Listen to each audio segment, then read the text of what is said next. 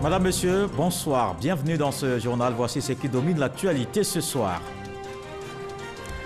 Une mobilisation pour demander plus d'égalité. La journée internationale des femmes célébrée à Bouaké. Les femmes veulent s'approprier le numérique comme une solution d'autonomisation.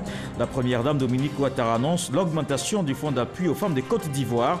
Il passe de 10 à 12 milliards de francs CFA.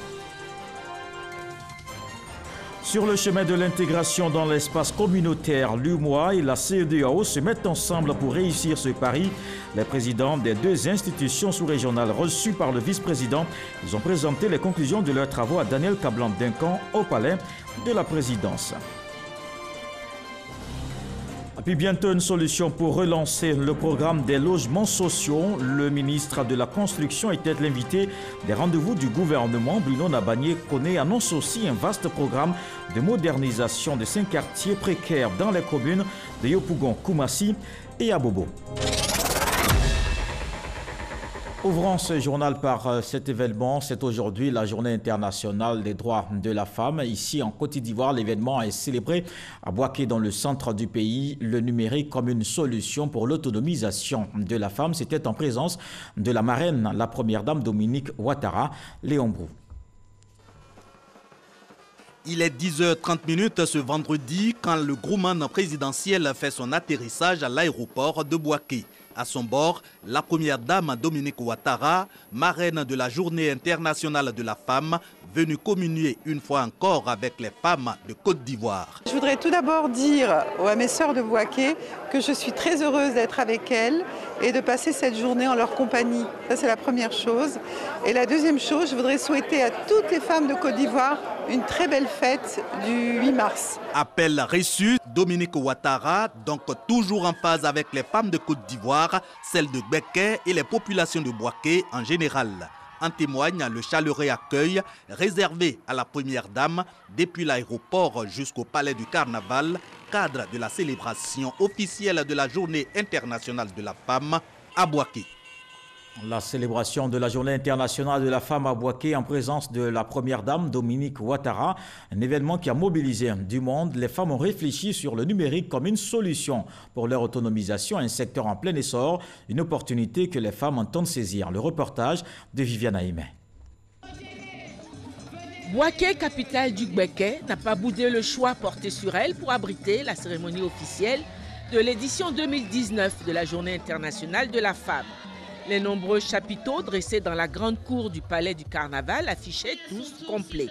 Les femmes du Gbeke, mais aussi des localités environnantes, ont répondu massivement à l'appel à la mobilisation lancé par la ministre Liramata Bakayoko, démontrant ainsi que la célébration de la Journée internationale de la femme a acquis définitivement une place de choix dans le cœur de toutes les femmes de Côte d'Ivoire. La Journée de la femme, nous sommes très contentes par rapport à cette journée.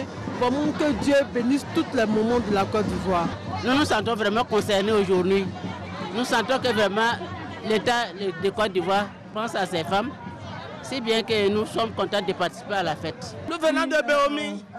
C'est parce qu'on est heureuse qu'on est arrivé. Parce qu'on est pressé de recevoir nos dames. On est pressé même de la voir. Nous sommes heureuses, même nous sommes contents de la voir. On est pressé n'a qu'à venir. C'est une joie immense qui m'anime ce jour. Parce que être femme, c'est pas donné à tout le monde. On dit que la femme est la mère de l'humanité.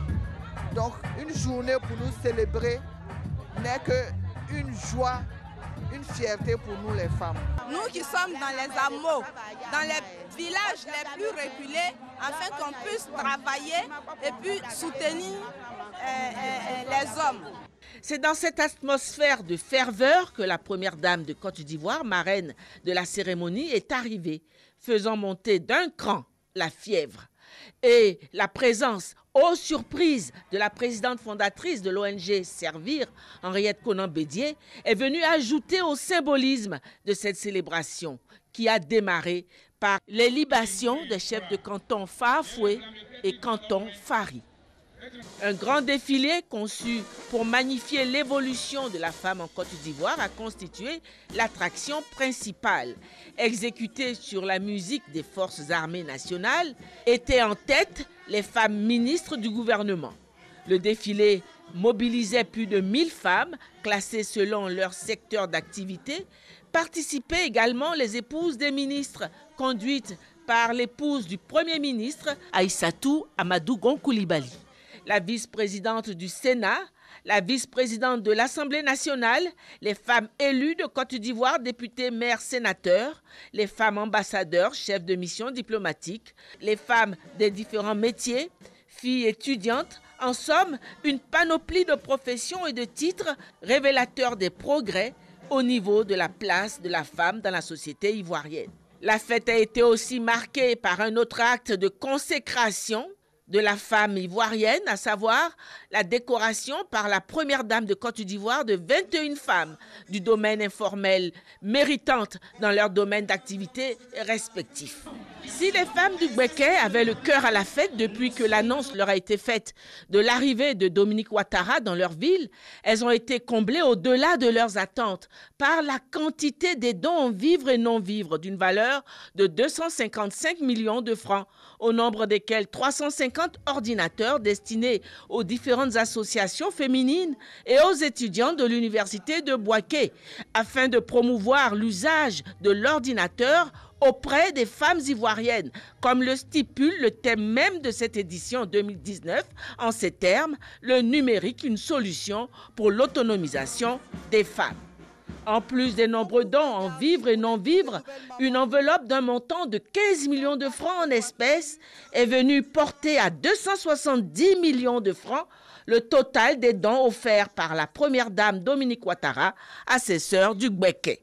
Les femmes du Gbeke ont de leur côté offert à leur bienfaitrice 6 bœufs et un pagne traditionnel.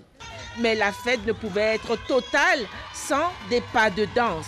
Épaulée par sa sœur Henriette Konan-Bédié, la première dame de Côte d'Ivoire n'a pas boudé son plaisir au milieu de ses sœurs du Gbeke. Les femmes revendiquent plus de droits, notamment égalité hommes-femmes. Leur autonomisation aussi est une préoccupation pour elles. Je vous propose quelques propos de la première dame, Dominique Ouattara.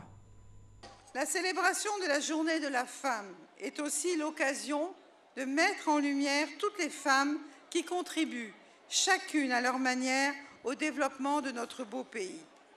Et je voudrais de ce fait féliciter à nouveau les 20 femmes de Bouaké qui viennent d'être décorées pour leur mérite et leur implication dans le développement de leur ville. Bravo, bravo chères sœurs, pour les efforts et le travail remarquable que vous accomplissez chaque jour. Nous sommes très fiers de vous. J'ai le grand plaisir de vous annoncer aujourd'hui que le FAFSI, qui était doté jusqu'ici d'un capital de 10 milliards de francs CFA, va être augmenté à 12 milliards de francs CFA grâce à la confiance renouvelée du président de la République, qui est le meilleur avocat des femmes. Chères sœurs de la région du Béké, au total, ce sont 800 millions de francs CFA qui ont déjà été attribués à votre région pour vous permettre de développer vos activités. Aujourd'hui, à la faveur de la Journée internationale de la femme, je suis heureuse de vous annoncer qu'un montant additionnel de 300 millions de francs CFA est mis à votre disposition, ce qui fixera la somme totale du FAFSI pour la région du Béké à 1,1 milliard de francs CFA. J'aimerais également profiter de cette occasion pour féliciter mes sœurs et mes filles de Bouaké pour le remboursement de vos crédits à hauteur de 98%. Je vous encourage à continuer sur cette voie afin que d'autres de vos sœurs puissent à leur tour bénéficier de cette aide. Les femmes de toutes les couches socio-professionnelles ont pris part à ce rassemblement de Bouaké. Elles se sont également prononcées sur leurs droits et leur place dans la société. Écoutons quelques réactions. L'arrivée de la première dame dans une localité booste les ambitions parce qu'elle nous a déjà assisté avec le FAFC. Le thème de cette année est tellement bien choisi. Je pense que c'est le top départ. Les femmes vont pouvoir se servir de l'informatique pour pouvoir se prendre en charge. Grâce à la première dame de Côte d'Ivoire et grâce au fonds FAFC, nous avons des dizaines de milliers de femmes qui ont pu retrouver leur dignité dans leur environnement, dans leur famille, dans leur foyer. Cette somme qu'elle met à leur disposition permet à ces braves femmes de mener des activités génératrices de revenus qui leur permettent effectivement d'avoir des ressources pour non seulement s'occuper d'elles-mêmes, mais surtout aider leurs hommes, leurs époux dans la famille, aider leurs enfants.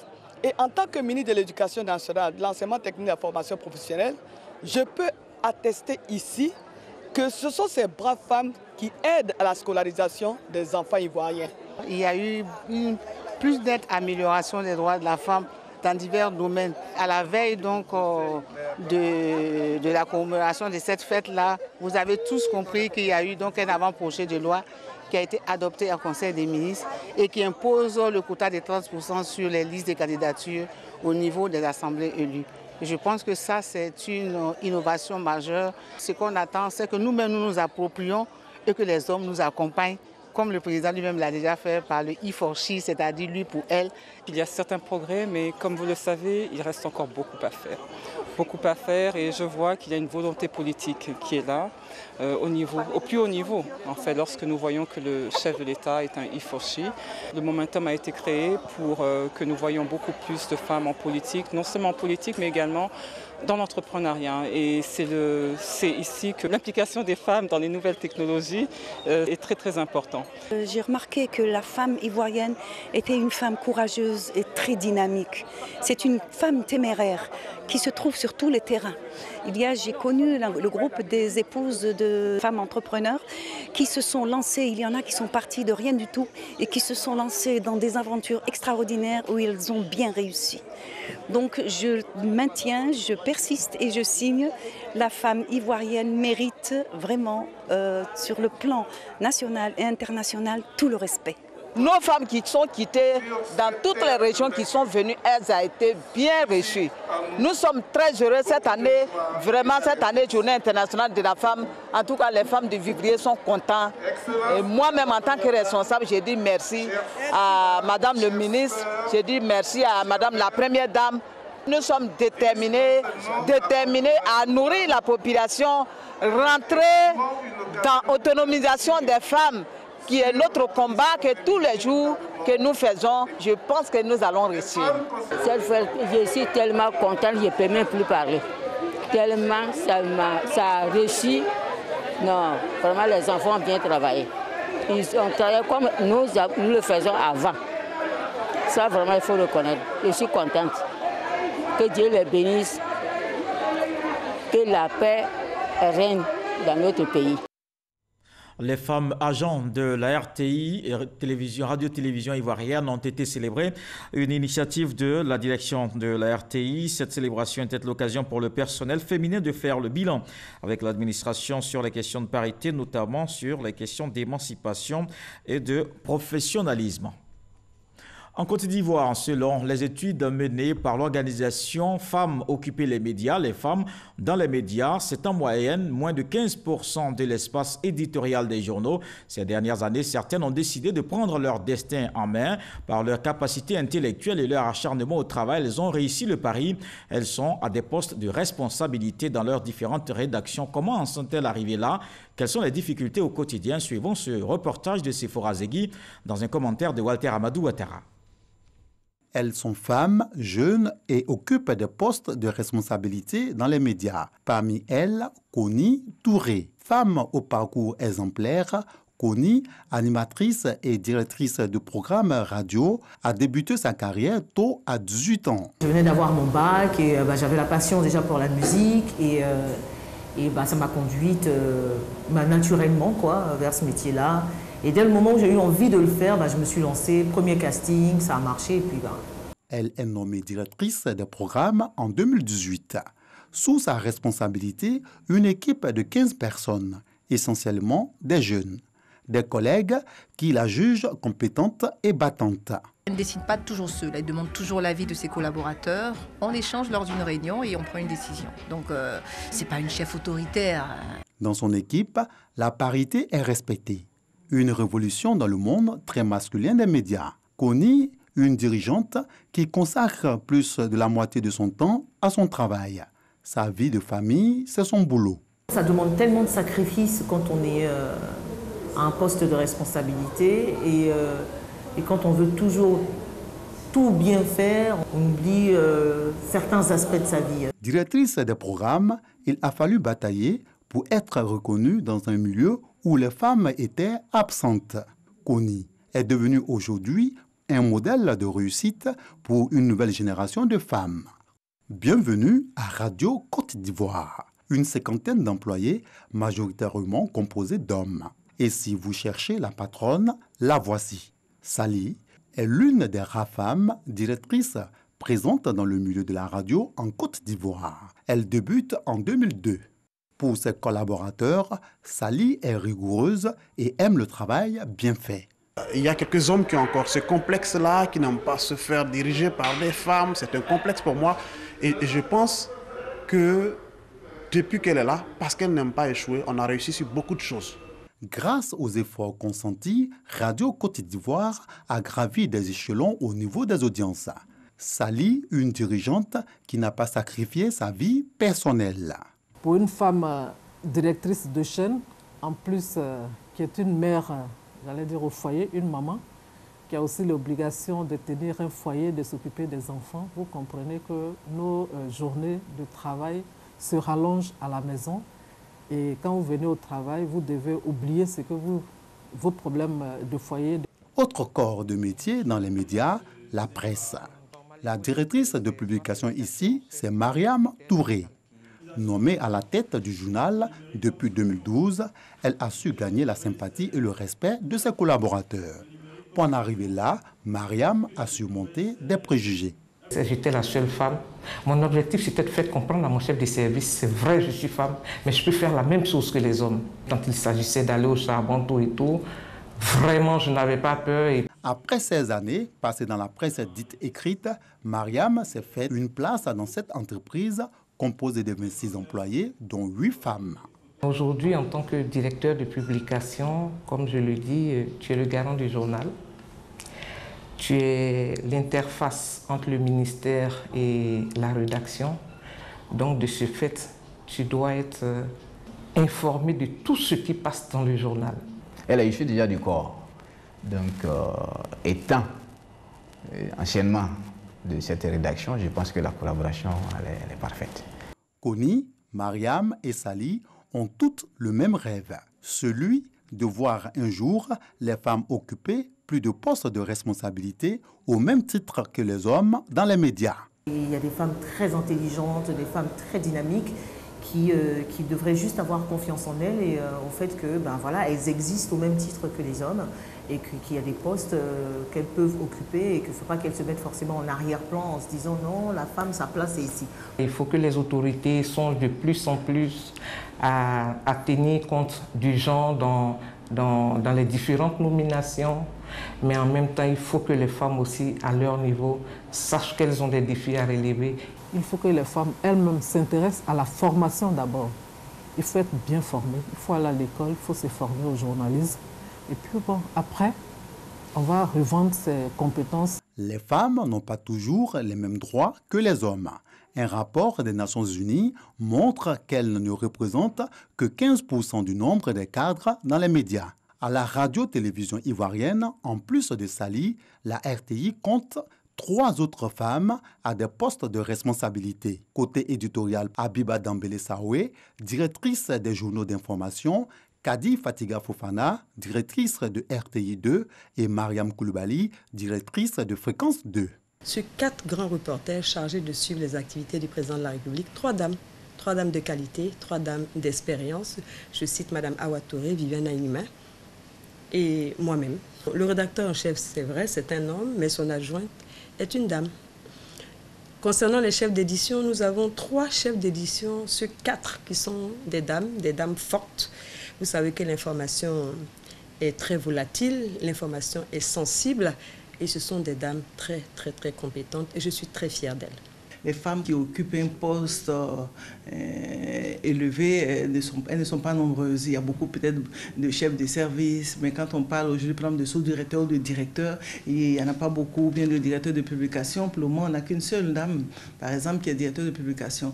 Donc, ça veut dire qu'il y a encore du chemin à faire. Les hommes avec lesquels je travaille sont des hommes qui ont compris qu'on a passé le cap de les femmes doivent être à un certain niveau et les hommes, non. On a compris à Fréquence 2 que qu'on soit une femme ou qu'on soit un homme, ce qui importe, c'est la capacité à faire. C'est l'aptitude qu'on a à remplir les tâches qui sont les nôtres. Donc, j'ai aucun problème de leadership avec mes collaborateurs. Depuis leur nomination, elles contribuent à rehausser l'image de l'entreprise. Toutes sont unanimes. Il faut former les professionnels des médias sur les questions de genre. Les responsables doivent valoriser les compétences féminines en interne au vu des résultats acquis. À l'occasion de cette journée internationale, le maire d'Abobo honore des femmes de sa commune. Ahmed Bakayoko a fait don de kits de maternité aux femmes en couche. Il a aussi encouragé les personnels soignants. Abou Sanogo. C'est à la formation sanitaire urbaine à base communautaire à Abobo-Sagui que le maire de la commune d'Abobo a débuté sa tournée. Ahmed Bakayoko s'y est rendu les mains chargées de présents. Des kits de maternité ont été offerts aux femmes ayant donné naissance à un enfant. Ce, à l'occasion de la Journée internationale des droits de la femme. Après Abobo-Sagui, Ahmed Bakayoko a mis le cap sur le centre de santé urbain d'Abobo-Bessé pour apporter le sourire aux femmes en couche. C'est un moment de célébration pour toutes les femmes. Vous savez, je pense que la femme, la mère, la sœur, c'est le meilleur de nous-mêmes. Et c'est l'occasion donc de les célébrer. Nos mamans, nos mères, nos femmes ont porté nos vies, portent la vie, portent nos communes. Et ici à Bobo, je peux témoigner de ce que les femmes rythment la vie de la commune. Et en ce moment-là, en tant que maire de la commune d'Abobo, je voulais partager ce moment avec elles. Et j'ai pensé que les femmes qui sont au moment de donner la vie sont celles-là qu'on devait regarder avec plus d'attention. Après la visite de ces 2 centres de santé urbains, le maire de la commune d'Abobo, Ahmed Bakayoko, a parachevé sa tournée à Abobo quartier Bobila, chez la doyenne de la commune, Sidibé Oria, aujourd'hui âgée de 102 ans, et qui lui a prodigué de sages conseils suivis de bénédictions. Les femmes sont présentes dans plusieurs secteurs. Dans le numérique, elles sont nombreuses qui se distinguent. Le digital est une opportunité pour elles en termes d'autonomisation. Elles entreprennent pour contribuer au développement. Jean-Marc Diadji, Franck Wadio. Des Ivoiriennes arrivent par le biais du digital à construire des solutions concrètes en phase avec leurs besoins. Mariam, entrepreneur et passionnée d'outils numériques, lance le mouvement NAPI grâce au réseau social Facebook. Son leitmotiv, la promotion des cheveux naturels par les soins, conseils et astuces.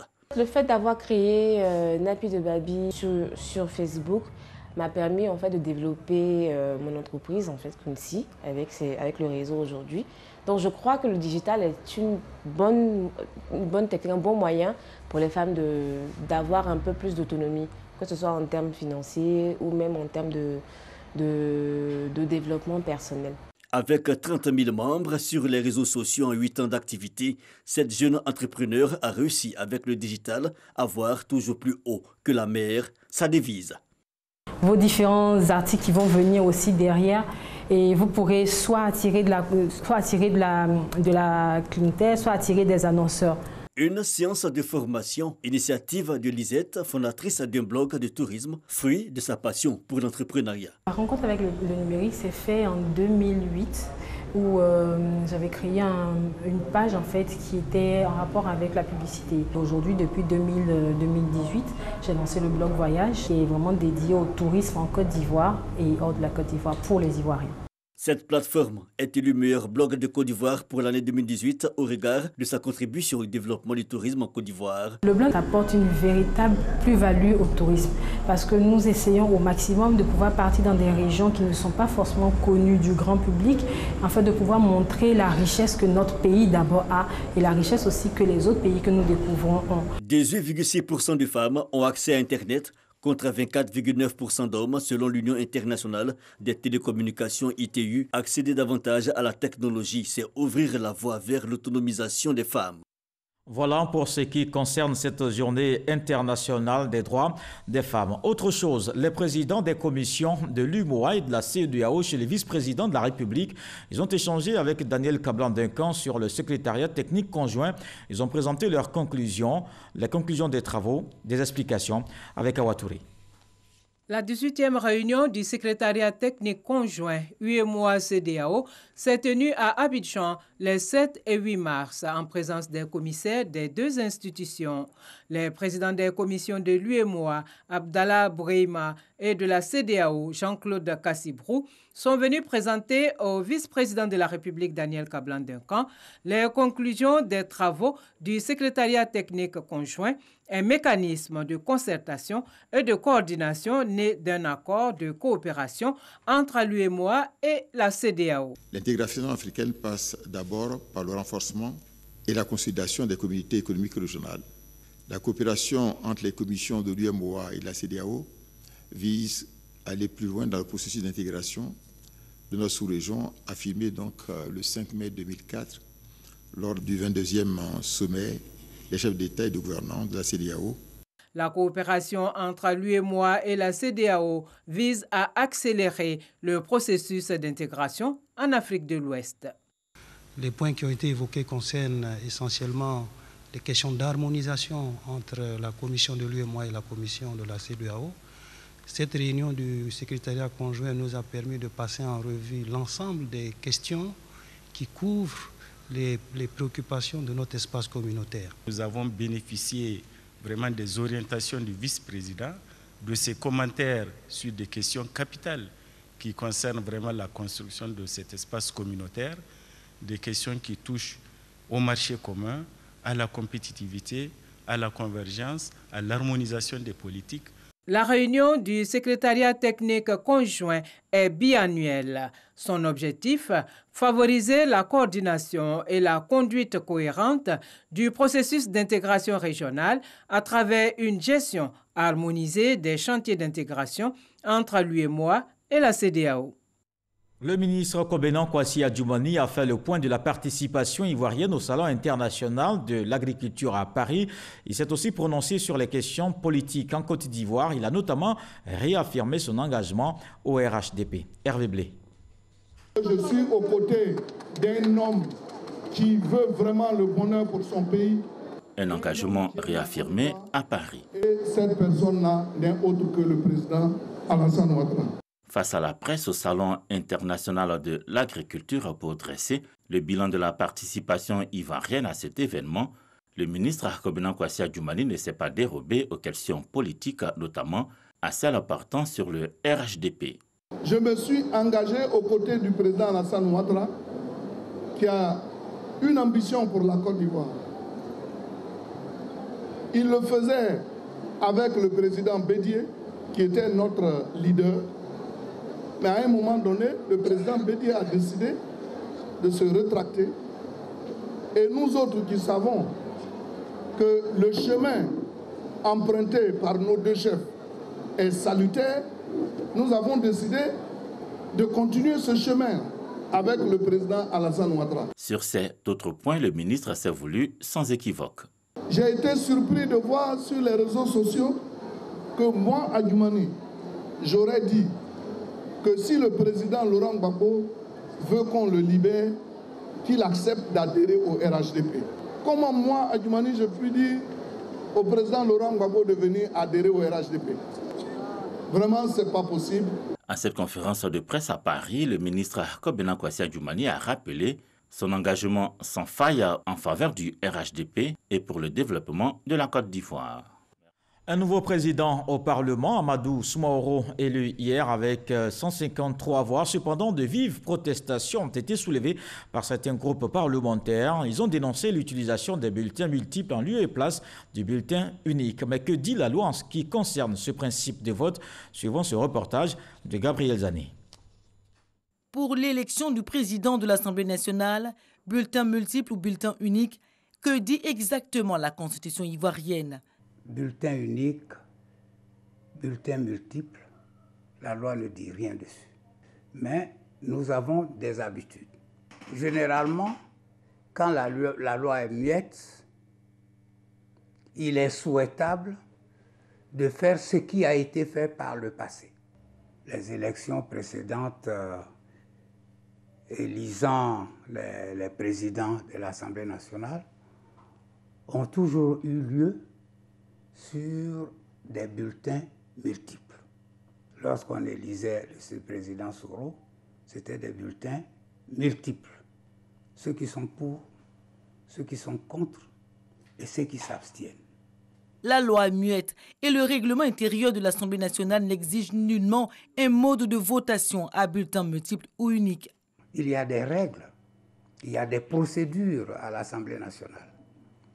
Lorsque vous n'êtes pas d'accord, vous venez à l'audience. Vous dites vous n'êtes pas d'accord. Parce que l'audience publique est supérieure à une réunion quelconque de bureau. Parce qu'à l'audience publique, ce sont tous les députés qui sont là qui décident. Outre les décisions arrêtées en réunion du Bureau national en ce qui concerne le mode de votation du président de l'Assemblée nationale, le choix du type de bulletin à utiliser est du ressort de l'autorité en charge d'organiser les élections, le doyen des députés assurant l'intérim du président de l'Assemblée nationale. L'élection du président de l'Assemblée nationale a lieu au scrutin uninominal secret à la majorité absolue des députés présents. Bientôt un vaste programme de modernisation de 5 quartiers précaires dans les communes de Yopougon, Koumassi et Abobo. Le ministre de la Construction était l'invité des rendez-vous du gouvernement. Bruno Nabanye-Koné entend apporter aussi une solution aux difficultés dans le programme des logements sociaux. Plus de détails avec Cheikh Koné. Cette troisième édition des rendez-vous du gouvernement au titre de l'année 2019 avait sous le feu des projecteurs les secteurs de la construction, du logement et de l'urbanisme. 8 mois après sa nomination à la tête de ce département ministériel, Bruno Nabanye-Koné entamait ainsi son premier grand oral. Pour le secteur de l'urbanisme, il a d'entrée de jeu expliqué l'utilisation de la technologie blockchain qu'il entend intégrer pour sécuriser les procédures dans la chaîne de délivrance de l'arrêté de concession définitive, ACD. À ce niveau, l'émissaire du gouvernement a fait savoir que d'énormes efforts ont été faits depuis sa prise de fonction. Depuis le 11 novembre 2018, nous avons commencé à signer les ACD. J'ai personnellement commencé à signer les ACD. Et j'en signe, je l'ai déjà indiqué publiquement, entre 50 et 100 tous les jours. Aujourd'hui, nous sommes à plus de 2000 ACD signés. Et nous continuons. Toujours au niveau du secteur de l'urbanisme, Bruno Koné a annoncé un projet d'adressage des villes qui va déboucher sur la réhabilitation de 5 quartiers précaires sur les 132 que compte le district d'Abidjan. Il s'agit des quartiers de Yopougon-Jesco, Abobo PK 18, Koumassi Campement, Divo 1 et 2. En outre, au niveau du secteur du logement, Bruno Koné a rappelé les sanctions prévues à l'encontre des bailleurs indélicats qui n'appliqueraient pas la loi fixant les loyers et cautions à 2 mois chacun. Les premières sanctions, elles sont pécuniaires. Et au-delà des sanctions pécuniaires, en cas de récidive, il peut y avoir des sanctions allant jusqu'à la privation de liberté. Quand le gouvernement dit le nombre de mois de loyer d'avance ne peut pas excéder 2 mois, que le nombre de mois de caution ne peut pas excéder 2 mois, cela s'applique à tout le monde, dès ce moment-là. Ce qui est important, c'est que nous nous contraignons tous à la faire appliquer. Et que personne n'accepte de signer un contrat qui ne respecte pas cette loi-là. Revenant sur le programme présidentiel des logements sociaux, le ministre Bruno Koné a reconnu les difficultés rencontrées. Cependant, il a rassuré les souscripteurs quant aux efforts déployés pour rattraper le retard. Sur la question, il a annoncé l'arrivée de promoteurs étrangers et à une grande capacité de production de logements en masse. Une annonce saluée par les opérateurs locaux. Il faut pouvoir construire avec des Ivoiriens qu'il faut pouvoir renforcer. avec des entreprises internationales qui doivent pouvoir s'intégrer, avec des entreprises chinoises, turques, etc. Le monde est un aujourd'hui. Les rendez-vous du gouvernement est une tribune d'échange initiée par le Centre d'information et de communication gouvernementale CICG et dédiée aux membres du gouvernement pour s'adresser aux citoyens et recueillir leurs préoccupations. Elle se positionne ainsi comme un espace d'interaction entre les médias et le gouvernement. Ce journal est terminé. Merci de l'avoir suivi. Je vous retrouve demain avec beaucoup de plaisir. Bonsoir.